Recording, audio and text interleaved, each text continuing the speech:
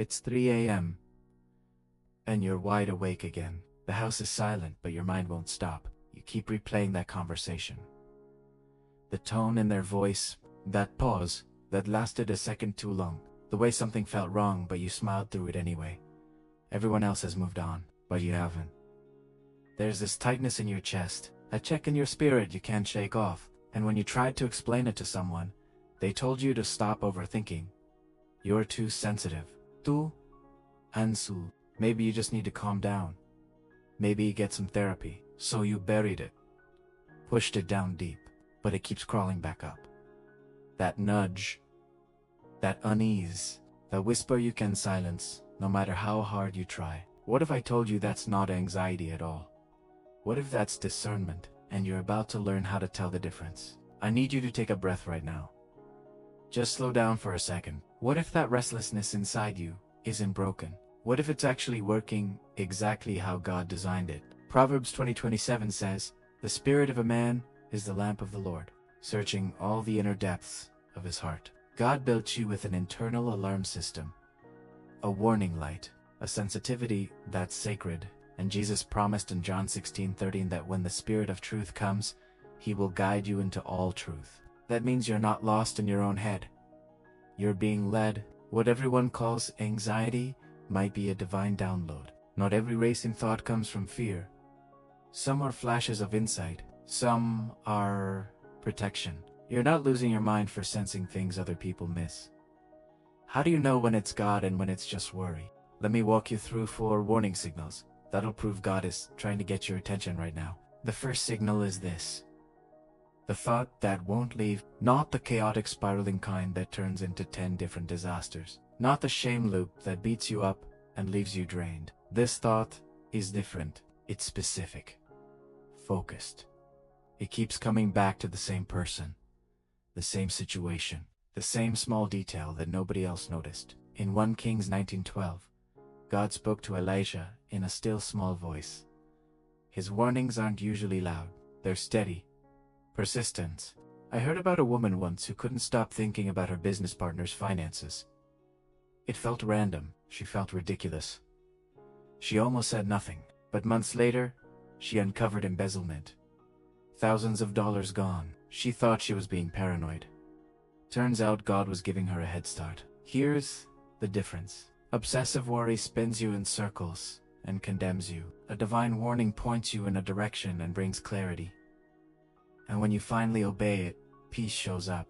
But thoughts aren't the only way God warns you. Sometimes he speaks through your body. Sometimes the warning doesn't even begin in your mind. It starts in your gut. You feel this tightness in your stomach the second someone walks into the room. A heaviness settles on you right before you're about to say yes to something. A restlessness you can't explain or shake. You tell yourself, it's just nerves. Just anxiety acting up again. But what if your spirit is rejecting something your brain hasn't figured out yet? In Acts chapter 16 verses 6 and 7, Paul was forbidden by the Holy Spirit to go certain places. The Spirit literally blocked him. There was a spiritual wall he could feel, even though he couldn't see it.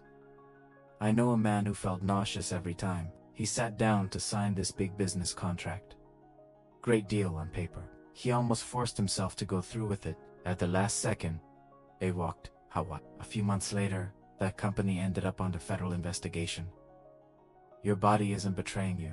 A lot of times it's protecting you from something you can't see yet. But let me warn you about something dangerous that nobody talks about. Sometimes what you're calling discernment is actually unhealed trauma, making decisions for you. There's a difference between God's voice and your wound's voice. If every new person feels unsafe, that's not discernment. That's a pattern. If you can't trust anyone ever, that's not the Holy Spirit. That's a hurt that hasn't been dealt with. God's warnings are specific and surgical. Trauma's warnings are broad and blanket. One protects you from actual danger. The other isolates you from everyone. So before you label everything as a red flag, ask yourself, is this God or is this my past talking? Because sometimes the enemy uses your pain to disguise himself as wisdom, and that'll keep you stuck forever. Now here's the kind of warning God hides right out in the open. He doesn't always shout at you. Sometimes he just repeats himself. You hear the same phrase in 3 different sermons. The same Bible verse pops up in your morning devotional. and then again on a podcast that afternoon. The same theme keeps surfacing in random conversations with people who don't even know each other. In Genesis 41, Joseph told Pharaoh that his dream came twice because the matter had been firmly decided by God. Repetition wasn't coincidence. It was confirmation. It was intentional. I know a woman who kept hearing "guard your peace" everywhere she went. Church, Instagram, a random conversation at the grocery store. She thought it was odd, but didn't think much of it. Then a week later, an old toxic friend reached out wanting to reconnect. Suddenly it all clicked. That wasn't random. That was preparation. Coincidence feels scattered and meaningless. Divine repetition feels precise and purposeful. When heaven echoes the same thing over and over, it's because heaven is trying to alert you to something coming. But here's the warning signal most people completely ignore. The door swings wide open. The opportunity looks perfect. Better salary, exciting relationship, everything makes sense on paper. Your friends are celebrating. Your family's thrilled. But every single time you picture yourself stepping into it, your peace vanishes. Colossians 3:15 tells us to let the peace of Christ rule in our hearts. That word rule actually means umpire, like calling the shots in a game. Peace is supposed to make the final call. I know someone who got offered their absolute dream job. Amazing pay. The kind of role people spend decades working toward. But every time they imagined accepting it, this crushing dread dropped on them. Like, wait. They nearly talked themselves into it anyway. At the last moment, they said no. 6 months later, the whole company collapsed.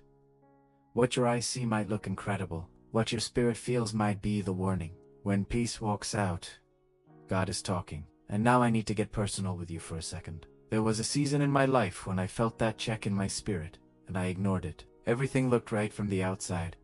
The opportunity seemed like it lined up. I convinced myself I was just being overly cautious, maybe even a little paranoid.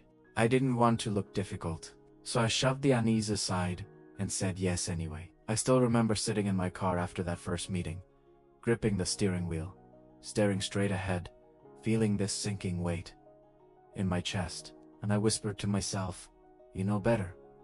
But I went back anyway. A few months in, the cracks started showing. Everything I sensed at the beginning became painfully obvious by the end. The stress, the betrayal, the exhaustion. And I remember thinking, I knew, deep down in my gut, I knew. That's when it hit me. God's warnings aren't restrictions. They're rescue missions. They're not meant to punish you. They're meant to protect you. So, if you're feeling that warning right now, here's exactly what you need to do. When the warning shows up, don't panic. Just position yourself.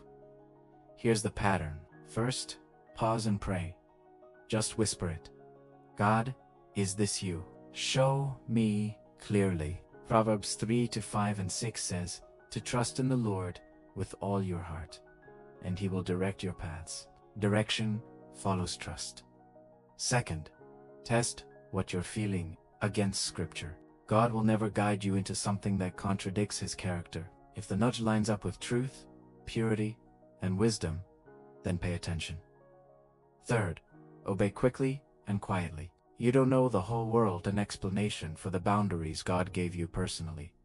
Sometimes obedience happens in silence. Sometimes protection is private. You don't need everyone's approval to walk away from something. You just need peace. And when you start moving in alignment with what God showed you, the clarity gets stronger. Because here's what most people never realize about these warnings. Warnings aren't random, they're relational. Amos 3:7 says the Lord God does nothing unless He reveals His secret to His servants, the prophets. God shares insider information with the people He's preparing for something. This isn't a burden, it's a partnership. Not everybody picks up on what you're picking up on. Not everyone catches what you catch. So, instead of asking why is this happening to me, maybe start asking why God trusts me with this. You're not being weighed down, you're being brought in. Discernment means you're moving forward, not falling apart. Heaven doesn't drop secrets on spectators. It drops them on the people who are stepping into something bigger. You're not the first person to feel this kind of warning. Noah was divinely warned of things he couldn't see yet, and he moved with faith. That's Hebrews 11:7. Lot left the city before the fire ever fell. Joseph stored up grain years before the famine hit. Moses' parents hid their son before Pharaoh's death decree could ever touch him. They weren't paranoid. They were prepared. They listened when everyone else laughed at them. And history remembers them as faithful. You're standing in that same legacy right now. You're not paranoid. You're not weak or broken. You're being warned. And one day you're going to look back on this moment and thank God you actually listened. Now go and obey what he just told you.